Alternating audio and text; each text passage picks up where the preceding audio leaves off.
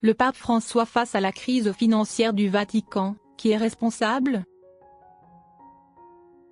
Selon l'agence de presse Reuters du 27 février, le pape François, avant son hospitalisation pour une pneumonie, était préoccupé par la crise financière du Vatican. Alors que de nombreux cardinaux s'opposaient à l'idée de réduire le budget du Saint-Siège. Cette crise financière ne date pas d'hier, mais elle s'est prolongée pendant plusieurs années, reflétant les difficultés profondes auxquelles fait face le Vatican pour maintenir ses activités sous la pression économique et la diminution des revenus. Quelques jours avant son hospitalisation, le pape a ordonné la création d'un comité de haut niveau chargé de promouvoir les dons au Saint-Siège. Cette initiative démontre sa volonté de rechercher de nouvelles solutions pour renforcer le budget du Vatican. Le 26 février, le Vatican a officiellement annoncé la création du comité de collecte de fonds pour le Saint-Siège, alors que le pape était encore hospitalisé. Cela a renforcé les spéculations selon lesquelles cette institution serait une réponse directe à l'opposition de la Curie romaine aux mesures d'austérité. D'après certaines sources vaticanes, une réunion à huis clos, tenue fin 2023 entre les chefs de département et les cardinaux de haut rang, a révélé des divergences profondes sur la stratégie financière du Vatican. Tandis que le pape François souhaitait réduire les dépenses pour limiter le déficit, de nombreux hauts responsables craignaient que cela n'affaiblisse les activités de l'Église, notamment ses missions et ses actions diplomatiques. Plutôt que d'accepter une réduction budgétaire, ces dirigeants ont préféré explorer de nouvelles sources de financement externes pour assurer le bon fonctionnement du Vatican. Les mesures financières strictes du pape François. Depuis son accession au trône pontifical en 2013, le pape François a entrepris plusieurs réformes financières visant à accroître la transparence et à réduire le gaspillage au sein de l'administration vaticane. L'une des mesures les plus marquantes a été la réduction des salaires des cardinaux et des hauts responsables ecclésiastiques. Depuis 2021, le Vatican a procédé à 3 baisses successives des salaires des cardinaux. Une décision sans précédent qui illustre la détermination du pape à mieux gérer les finances du Saint-Siège.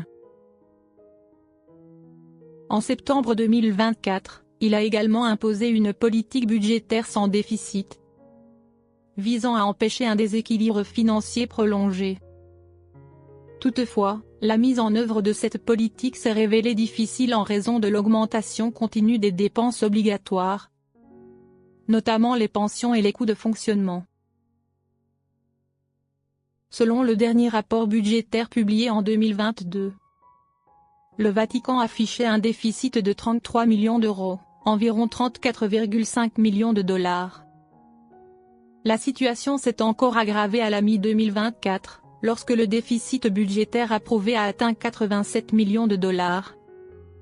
Un chiffre alarmant pour une institution aux ressources financières limitées.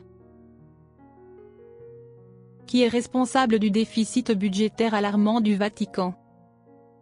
1. La responsabilité du pape et de l'administration vaticane. En tant que chef de l'Église catholique, le pape François joue un rôle clé dans la gestion financière du Vatican. Depuis son élection en 2013, il a tenté de mettre en place plusieurs réformes, mais les résultats restent mitigés. Certaines de ces mesures d'austérité, telles que la réduction des salaires des cardinaux et l'exigence d'un budget sans déficit, ont été mal accueillis par les hauts responsables de la Curie romaine. Cela démontre que, malgré sa volonté de réforme, le pape fait face à une forte résistance interne au sein de l'appareil financier du Vatican. 2. Le rôle de la Curie romaine et des hauts responsables financiers. L'un des problèmes majeurs du Vatican depuis plusieurs années est le manque de transparence dans la gestion financière. Plusieurs départements de la Curie romaine disposent d'une large autonomie budgétaire et ne divulguent pas toujours leurs dépenses en détail. Cette opacité complique la supervision globale des finances du Vatican. Certains responsables financiers du Vatican, en particulier ceux de la Secrétairerie d'État du Saint-Siège, ont été critiqués pour leur gestion inefficace, voire pour des cas de corruption. Un exemple marquant est le scandale de l'investissement immobilier à Londres, dans lequel l'ancien cardinal Giovanni Angelo Becciu a été condamné pour détournement de fonds du Vatican. Ce n'est qu'un exemple parmi d'autres illustrant comment des erreurs de gestion et un manque de supervision ont conduit à des pertes financières colossales pour le Saint-Siège. 3. La baisse des contributions des fidèles et l'impact de la pandémie de Covid-19. Perte de confiance envers le Vatican. Les scandales financiers liés à l'utilisation abusive du fonds Peter Spence, notamment les investissements du Vatican dans l'immobilier et la bourse, ont profondément déçu de nombreux fidèles, entraînant une diminution des dons. L'impact de la pandémie de Covid-19. Pendant la pandémie, de nombreuses églises ont dû fermer, et la crise économique mondiale a affecté la capacité des catholiques à faire des dons comme auparavant.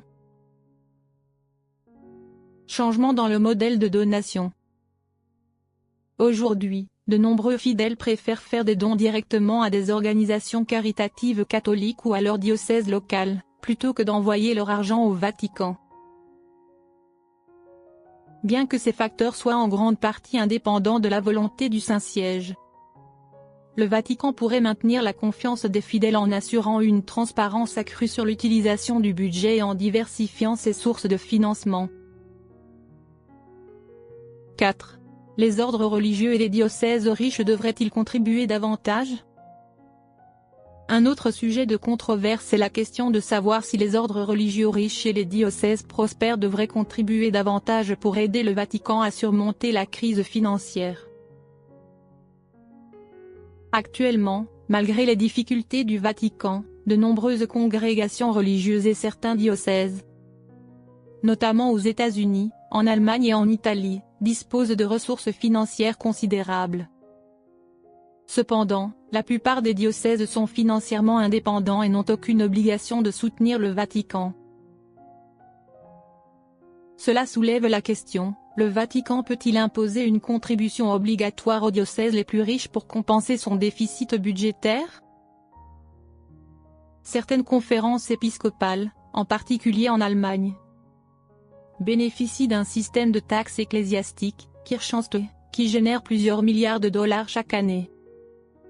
Pourtant, les fonds reversés au Vatican restent relativement limités. Si une politique de solidarité financière était mise en place, elle pourrait atténuer en partie le déficit budgétaire du Saint-Siège. 5. Conclusion: qui est responsable? La crise financière du Vatican n'est pas causée par une seule personne ou un seul facteur, mais résulte d'un ensemble d'éléments combinés. De manière générale, pour résoudre cette situation financière précaire, le Vatican a besoin d'une stratégie de réforme plus solide, incluant un renforcement de la gestion budgétaire, une plus grande transparence financière, et la recherche de sources de revenus durables, plutôt que de dépendre uniquement des dons traditionnels. Conséquences et solutions pour l'avenir. Selon le père Tom Rees, jésuite et expert en finances du Vatican, le déficit prolongé pourrait contraindre le Saint-Siège à prendre des décisions difficiles. L'une des options envisagées serait de réduire les activités caritatives ou de limiter son réseau diplomatique en fermant certaines ambassades dans le monde. Actuellement, le Vatican entretient des relations diplomatiques officielles avec plus de 180 pays, mais le maintien de ces délégations représente un coût budgétaire important. Malgré ces difficultés, le pape François reste déterminé à poursuivre ses réformes financières. La création du comité de collecte de fonds pour le Saint-Siège constitue une étape clé, illustrant la volonté du Vatican de renforcer la mobilisation des ressources auprès de la communauté catholique mondiale.